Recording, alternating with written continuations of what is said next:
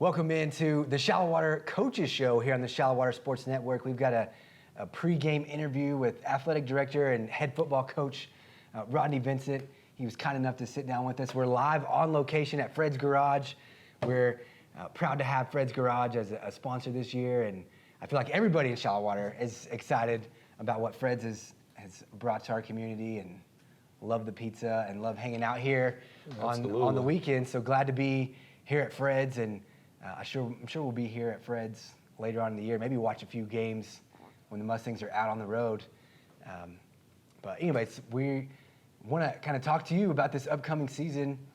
First of all, coming off a really good year, 10-2 year, which was just your second year here. Now, year 3, do you feel like you're establishing your program, and how has fall camp been different maybe this year than it was in the first couple years? Well, for us, it starts usually in off season. And so my very first year I got here so late, there was no off season with the kids, you know what I'm saying? So I don't feel like I've been here 3 full years because of that, but being able to get a couple of really good off seasons under our belt and establishing the way we do strength and conditioning, the way we go about doing things, that's a big part of what we do. And I'm really proud of the way our kids have handled those two off seasons that we've had. But coming into fall camp, the thing I noticed immediately was, just things like, I was talking to our defense coordinator one day, and some of the adjustments that we make to 2 back, 1 back, empty, different formations, it took us an enormous amount of time the first year to get those adjustments down, or just to get one of those adjustments down. And now, that first week, our kids just picked it up and they practiced at a faster and a higher rate because they know what they're doing. The same thing on offense, exactly the same thing. People knowing where they're supposed to go immediately, and now you're just working on technique. And it helps you really be able to evaluate your kids better because they know what they're doing, and on every level, we see the progress of how fast kids are picking things up. Yeah, so we've got the new version of the football helmet right here in front of us. I noticed we've got PTW on the front. I feel like everybody will see that throughout the year in town. It'll be on posts, it'll be a hashtag, and it'll be on T-shirts or whatever. So can you kind of tell people where that came from and what that means? Well, so every year, our team elects a leadership council. They elect 8 guys, and we split them up, and they compete against each other in academics. They compete against each other in community service, and then we compete. We will play Mustang ball. We'll compete on our lifts. But one of the things this group's charged with is coming up with a slogan each year. And I believe it was Cannon Reed that brought this one up. We had another one that leadership council votes, then the team votes, and PTW to our team means prove them wrong. My first year that I got here, the funny thing is Brady Reed had brought that one up, and then they ended up going with family over everything. It kind of beat that one out, and then Cannon Reed comes back this year and brings it up. But it's more of a situation where if you've got people doubting you, or you've got people, anytime you graduate, and you always tell kids, tradition never graduates.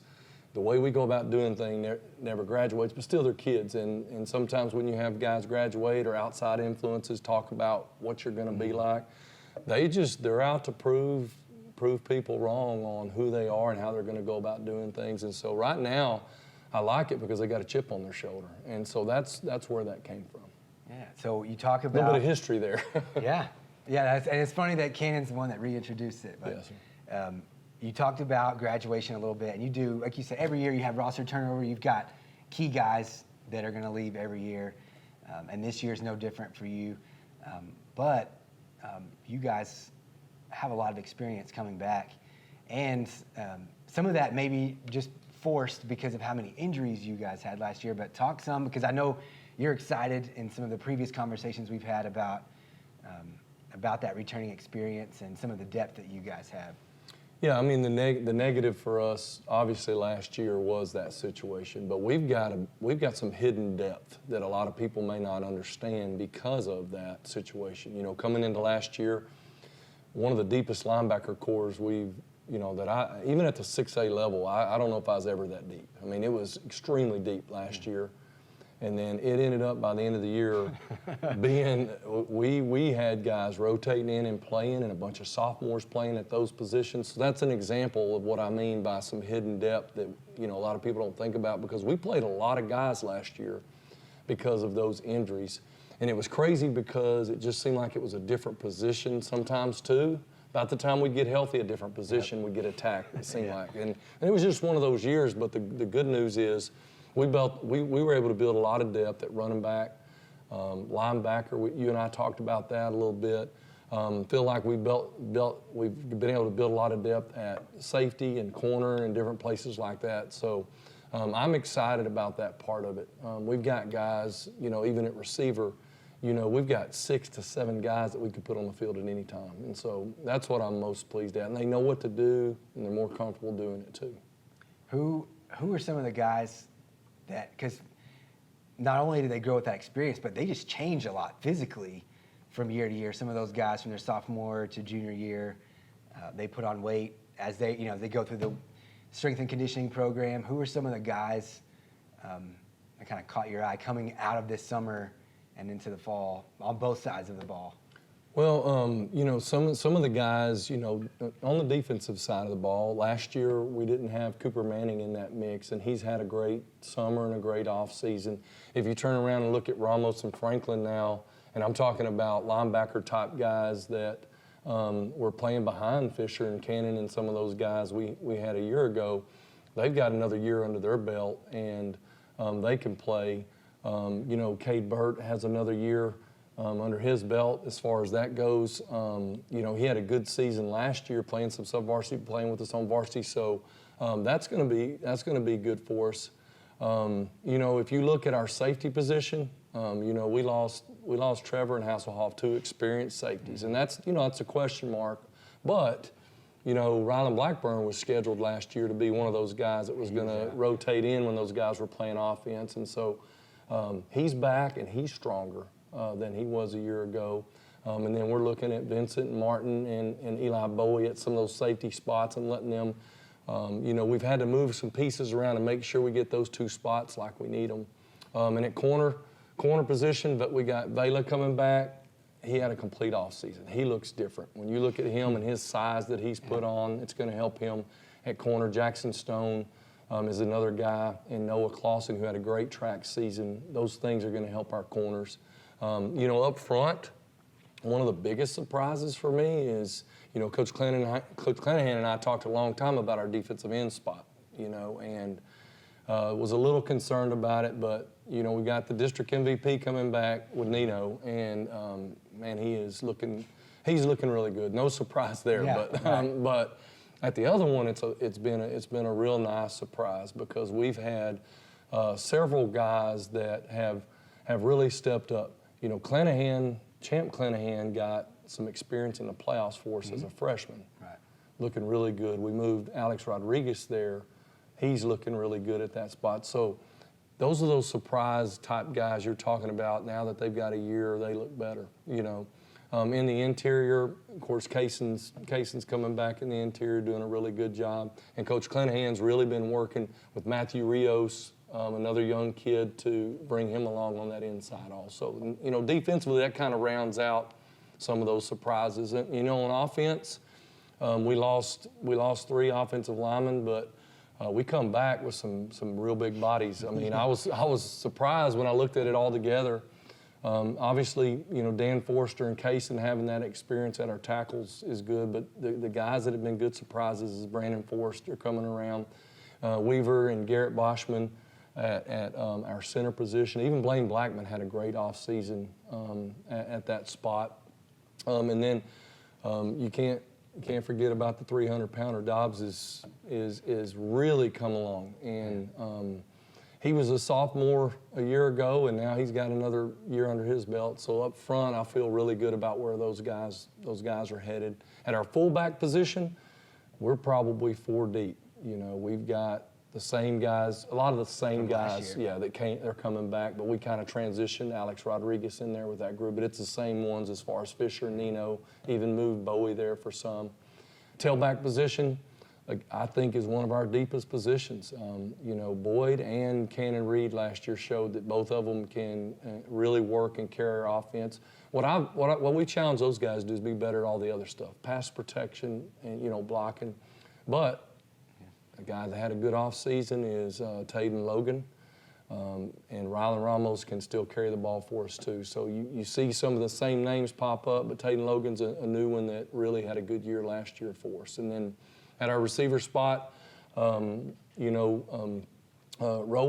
is another guy that had a really good offseason. I'll tell you where Brody started getting really strong is in our 7-on-7 program. He started catching balls in traffic, started doing the little things that you got to do to be a good receiver. So we got him and Burt, and we still got Franklin, who's got that experience at receiver.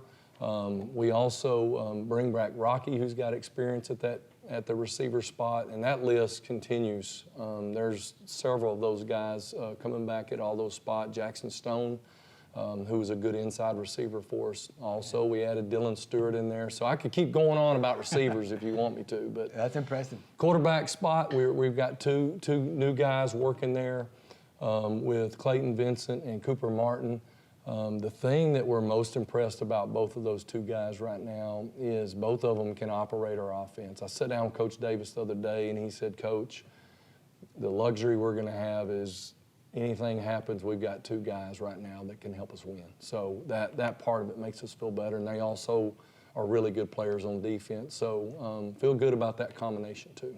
Yeah, you beat me to that one. I was going to say, when you talk about, you know, guys that are graduating, anytime your quarterback leaves, and that's the big question in town, is who's the quarterback going to be for whatever reason. Even as much as we run the football, it's still a big question. Is that position going to look the same, you think, or do you think you guys might have more options as far as running the ball?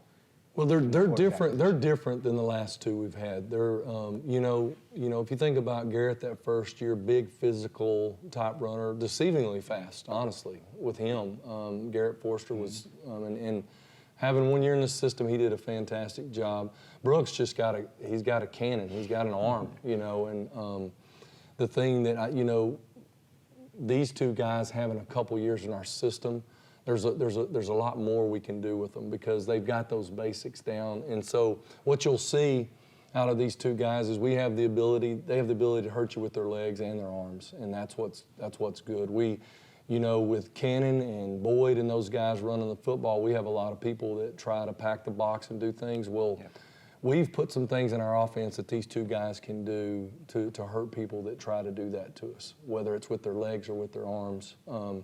And with that receiving core, the biggest thing for us, and if you're going to win big, you've got to be able to have be able to throw the ball and do some things to keep people off balance and keep them off your running game. And so those are some things that you'll see that'll be a little bit different with our offense. Now, having said that, those two guys are still learning and getting it down, but there's some things we're going to be able to do to pressure some defenses.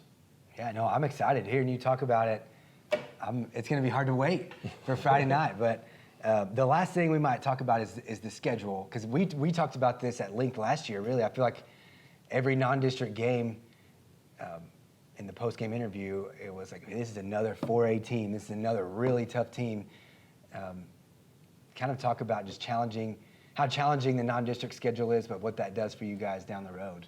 Well, you hope that those type teams help you get ready for those games down the road. A first-round playoff game, a second-round playoff game. We run into that Metroplex district at some point. I call them a Metroplex district with Brock and Paradise, Whitesboro, Peaster, that whole group. And you hope that helps you get, build you for that type of deal. And I felt last year it helped us. Had we stayed healthy, I felt like it would have helped us in that situation. Those are fantastic football teams, but I think the non-district, if you look at Monaghan's, the run they made last year, quarterfinalist in 4A, and then you look at the run that Seminole, their second-round playoff game, I believe, went down to the wire, or third round. I mean, Seminole this year will be ranked in the top in their quarterback's coming back, their yeah. 4A region. Hereford's a big school. That's, you know, the size of their school sometimes is what will help us hopefully down the road against bigger linemen. And then you look at Idalou, who played deep in the playoffs, who's always going to be a tough. That's really the only 3A that we have on the non-district schedule as far as that goes. And then our you know, Pecos is a bigger school that we're playing, and you and I talked about that earlier. Being able to get another home game with them is going to be good for us also. Yeah, so make a note of that at home. On the schedule, or the original schedule, you probably saw it was supposed to be a neutral site game. We were going to play Pecos in Seminole, but that game's going to be at Todd Field now. So we have five home games, but I'm looking forward to it. And like you said, every non-district game last year was competitive. All those teams were good, and then you get right into district play. Hopefully, some cooler weather before too long. I feel like it's been brutal, especially brutal this summer. Yeah, it's been, you know, we've been able to get some mornings in, which has been good. Today was a big afternoon for us, and the kids, first day of school and an afternoon workout, it got started a little, you know, interesting, but then they finished strong after we challenged them. In our district schedule, those teams returned some fantastic players. So I think the strength of our district is going to be better next year. And everybody in our district that made the playoffs represented our district really well. They did.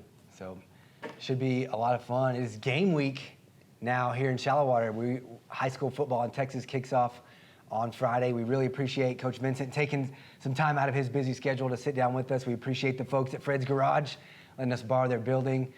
We would like to be out on the patio, but it's just a little bit too warm still out there. Ben and Atlanta have done a fantastic job with this place. We've had staff development here. They've been able to rent it out for staff development, and I've been a men's Bible study that meets here. It's just it's really good for Shallowater, and we appreciate all they do for our community also. Yeah, so we're excited for football season. We hope you are too. We'll see you Friday night in Monahans right here on the Shallowater Sports Network.